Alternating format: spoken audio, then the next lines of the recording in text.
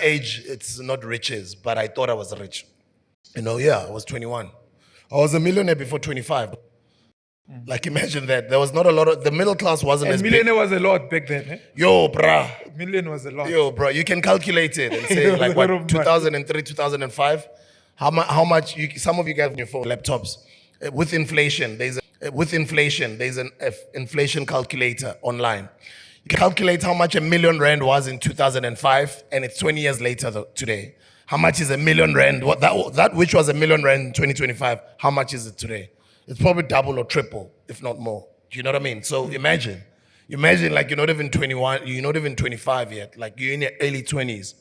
And Petrol nearly 250 at the time, bro.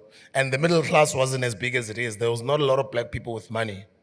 So imagine. And then imagine becoming famous. So luckily in my 20s, I never used to drink alcohol. I started drinking late at age 30. So I was didn't drink at all sober-minded. in your 20s? No, I was not drinking, no. I never used to drink. Young, rich, and sober. Yeah, sober, but I was high on music, high on life, high on my passion, high on my dreams. So you wouldn't get bored when you go out with me. Like I was really funny, crack conversations. I was a good oak to hang around. I knew people, I knew all the different corners. I dress nice, I smell good, I drive awesome cars, I'm famous. Come on, bro.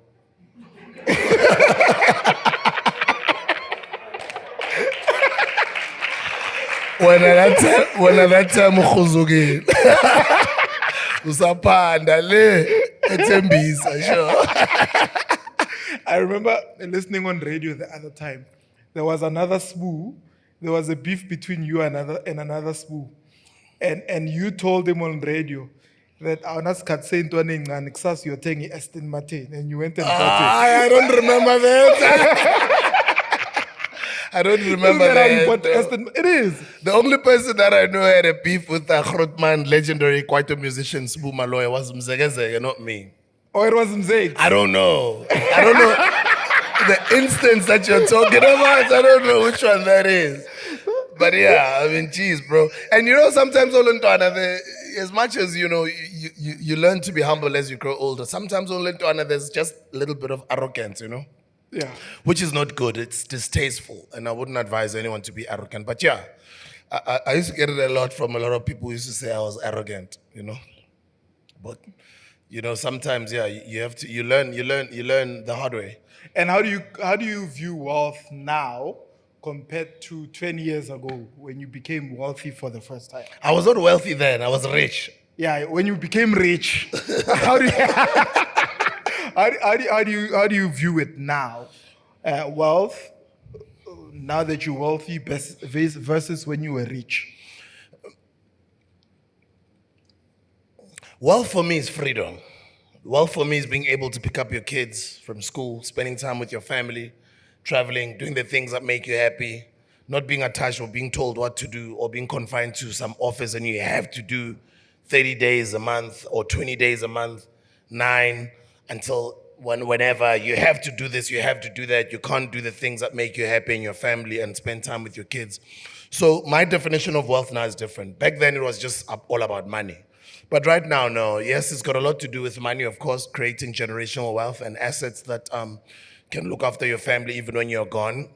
But it has a lot to do with freedom of expression, freedom of living, freedom of wherever you want to go at a time at which you want to go, doing whatever you love. I do radio now and I wake up at 3 every morning because I love it, not that I have to. At some point, a lot of people have to go to work. They have to be on radio because they're getting a check. So I couldn't care less. Like, even though I lose my radio gig, at least I can still be able to make a living today. But I do that because I love it. So for me, that's wealth, when you're able to practice or do things that you love for the sake of it. Freedom, man, to expose your children or your family to things that they couldn't be easily be exposed to, And yeah, for me, that is wealth. And of course, because you are older and you're wiser, you are accumulating assets. I mean, I work with a casino with property development. We've got tons and tons of land. We're building houses. That's generational wealth already, that on its own. I mean, this also is generational wealth on its own. I'm building a new food franchise company. So I do things that I love now. I don't even have to launch another business. But it's just in me. I love creating things. I love building. My late great grandfather was a king. You know, he comes from the Nkosi clan, and he ruled over hundreds of families around the Emelo area. You know, originally coming from Swaziland, Abakwankosi, and he gave birth to my grandfather from my father's side. And my grandfather was a builder, and my grandfather had a little son. My grandfather's name was Uchohanis Nkosi. His father was Umazez Nkosi. His father was Ukehla. That's how far I've gone, like 5 generations up. Anyway, so my grandfather used to travel with my father all the time from when he was a little boy, building. So he would build, stay in halfway house. At the time, it was in the Midrand that you know. Build, stay in halfway house in that white person's farm, and then finish building there, move on, get another project, stay in that house for another 2 years or a year and a half, move on to even when nomase ayechwaleni or bekahlalavane tamalam eceleni kwakhe. So Itamalam sort of got exposed to what this man was doing. And when he got older as well, he lived around that halfway house, Midrand area. That's where he met my mom. So I would say in my DNA, I've got